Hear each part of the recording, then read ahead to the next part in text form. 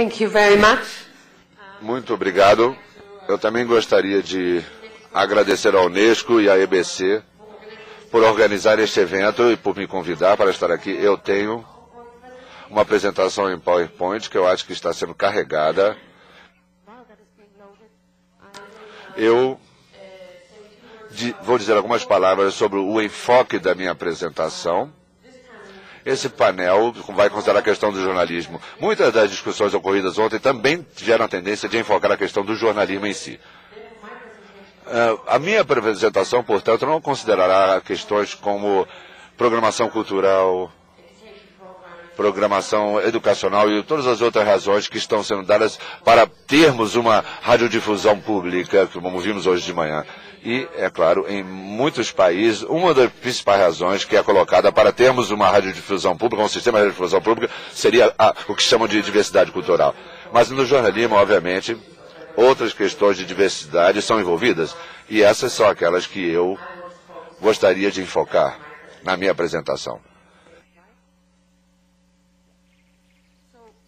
Again, Toby would have normally... Toby teria falado sobre isso ontem, quer dizer, eu poderia ter usado alguma das coisas aqui para referir-me ao que ele teria dito ontem, mas ele enfocou muito a questão dos princípios e normas, por que deveríamos ter uma radiodifusão pública em termos da discussão jurídica e social. Mas mesmo os radiodifusores públicos, como vocês estavam dizendo ontem, por exemplo, aqueles da Europa, que já têm estado em operação há muitos tempos e estão muito bem estabelecidos, hoje eles enfrentam muito diversos desafios na discussão de por que deveríamos ter radiodifusores públicos. Eu gostaria de salientar esses desafios, porque eu sei que muitos estão sendo colocados, estão sendo enfrentados aqui no Brasil também, ou mencionados, e eu acho que aqueles de nós, e eu me incluo nesse grupo bastante, que apoiam a radiodifusão pública, precisam ter a capacidade de enfrentar esses desafios e superar, e enfrentar esses argumentos contra o serviço de radiodifusão pública. O primeiro seria o argumento tecnológico, como eu me chamo.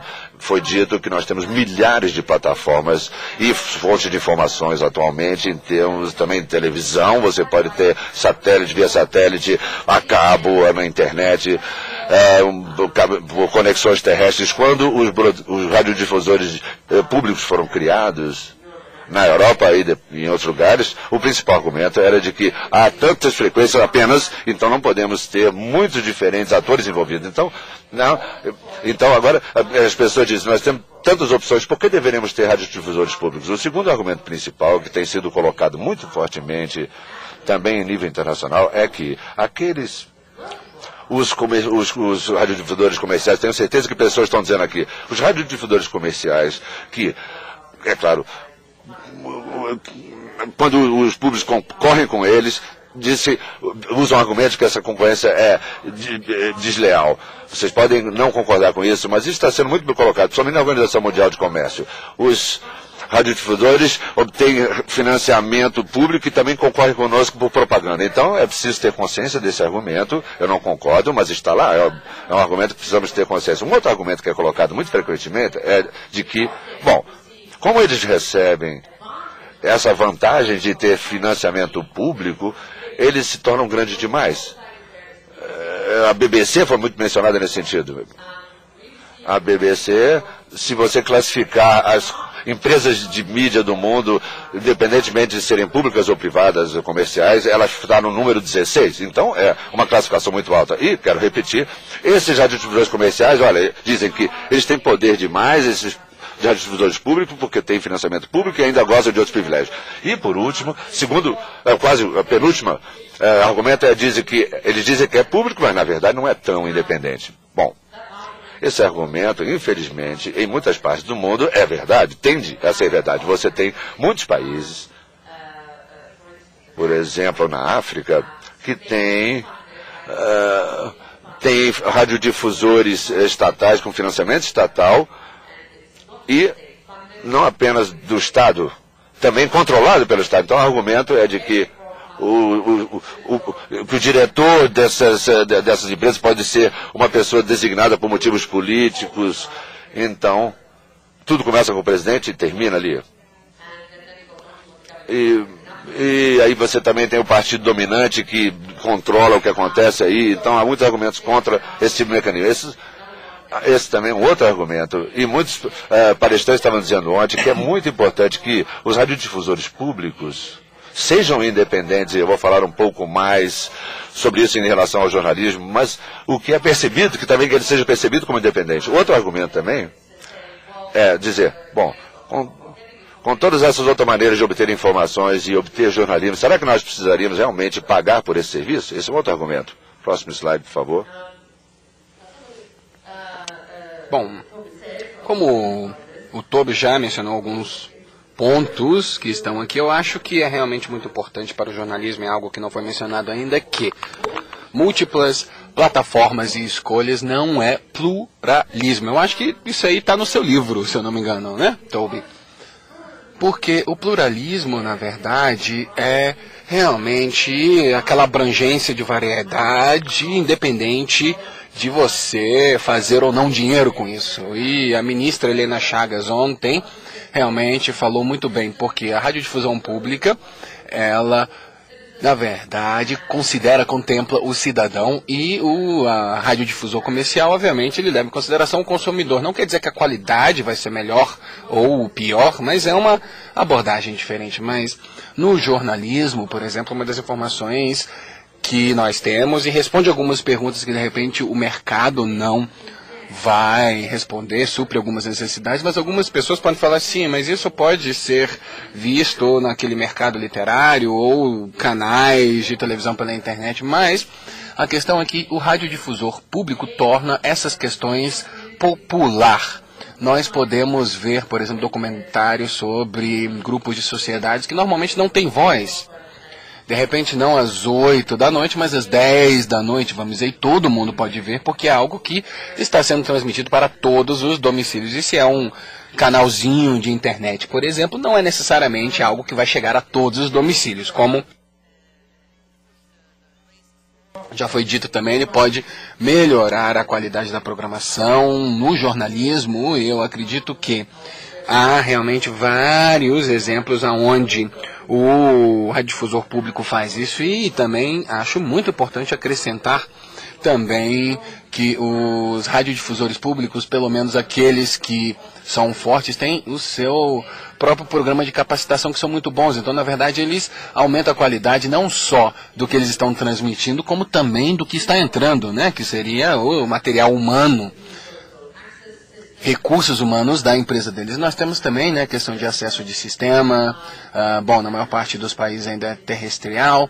E, bom, isso é realmente uma forma de como potencialmente qualquer cidadão pode ter acesso a programas de informação, noticiários, por exemplo, que, portanto, deveriam ser confiáveis e equilibrados, e são realmente razões do porquê deveríamos ter isso, e realmente a importância do valor desse serviço público para o jornalismo também em geral. Próximo slide. Então a pergunta que nós fazemos, né, são os argumentos a favor, os argumentos contra, que são obviamente só teorias, mas eu gostaria de oferecer alguns exemplos e algumas práticas. Então, por exemplo, esses radiodifusores públicos, onde eles existem, eles realmente suprem essas necessidades, atingem esses padrões. Por exemplo, eu vou aqui falar de alguns exemplos da Europa, mas também de outros locais, mas nós temos aqui, na verdade, uma visão um pouco misturada. Por exemplo, quando fazemos pesquisas de telespectadores, não de participação de mercado, tá?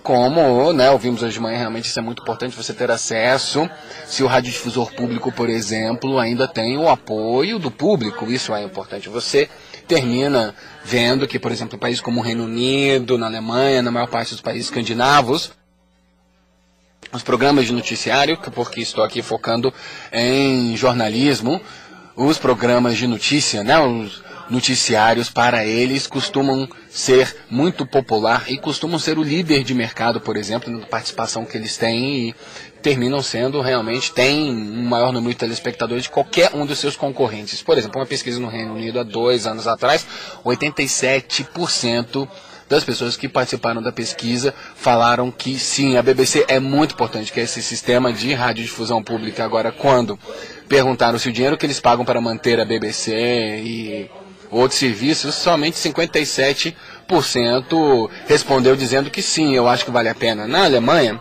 mesmo que os noticiários ainda continuam a ser os mais populares, só 46% deles responderam realmente estamos tendo o nosso valor, tendo o nosso retorno com o valor que nós pagamos nessa taxa. Mas, por exemplo,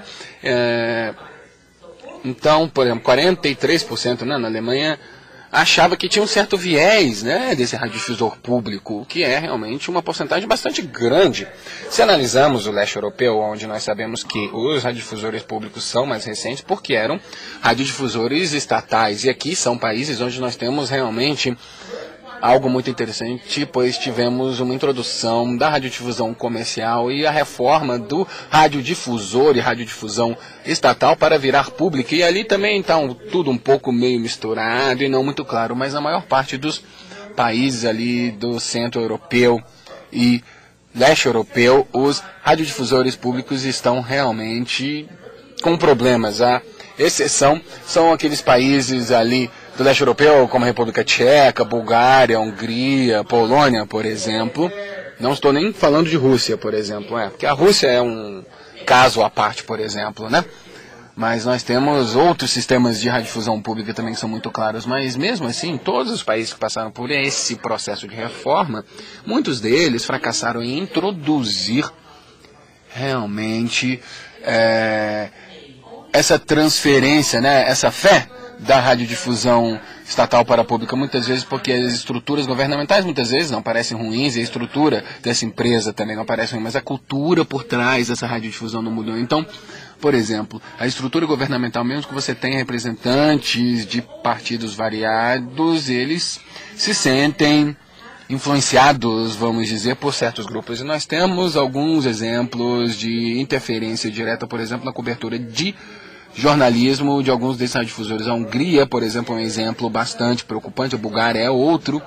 E o que ocorre como resultado é que os públicos desses países, porque essa mudança estava ocorrendo tudo ao mesmo tempo, de repente você tinha escolha, você poderia agora assistir outros radiodifusores, e o que você sabia que aquela máquina de propaganda para o Estado agora seria para o público, um nível de aceitação muito baixo nos países da Europa Central e Leste Europeu. A participação de mercado desses radiodifusores públicos é 20% ou menos, é bem baixo, e bom, as pessoas falam, sim, eles são públicos agora, mas não temos certeza. E uma das razões do porquê isso ocorre é porque o Estado continua tendo direito, e mesmo nos novos países onde isso não é o caso, eles, infelizmente, são subfinanciados e não tem como concorrer no mesmo nível. E, bom, aqui é realmente quando você tem um debate aqui para manter isso em mente, Tem que haver um investimento no jornalismo nessas áreas, mas infelizmente também temos essa tendência em outras partes da Europa. O Toby estava falando que o que ele acha é o melhor sistema em relação ao financiamento e também para assegurar a independência, que essa taxa de licenciamento é algo coletado separadamente. Ele também estava falando que essas taxas de licenciamento que são estabelecidas pelo parlamento. E, bom, no meu país, na Alemanha, isso é algo que ocorre a cada 5 anos, e a cada 5 anos tem uma grande batalha. Porque os partidos progressivos querem aumentar a taxa e os conservadores querem reduzir, e a cada 5 anos eles brigam. Mas a cada 5 anos o radiodifusor público sabe o tipo de orçamento que ele vai ter que lidar. Nos Países Baixos e em Portugal eles também têm esse sistema. E devido a esse argumento de, bom, temos tantas outras escolhas, essa taxa de licenciamento é tão cara, eles tiraram, essas taxas. Os portugueses, como os holandeses, não têm mais essa taxa de licenciamento. Eles agora recebem uma alocação de orçamento do Estado, como aqui. Qual que é o resultado? Todo ano eles têm que analisar o orçamento e o que foi alocado para eles. E vocês sabem que, por exemplo, Portugal, nesse momento, está vivenciando uma crise financeira e todos os departamentos do governo foram, obviamente, cortados. Inclusive, o radiodifusor público, inclusive, sofreu bastante, e todo ano eles têm que certificar que eles têm apoio do partido político, e o resultado é que realmente o financiamento de ambas essas empresas realmente foi reduzido. Então, eu não diria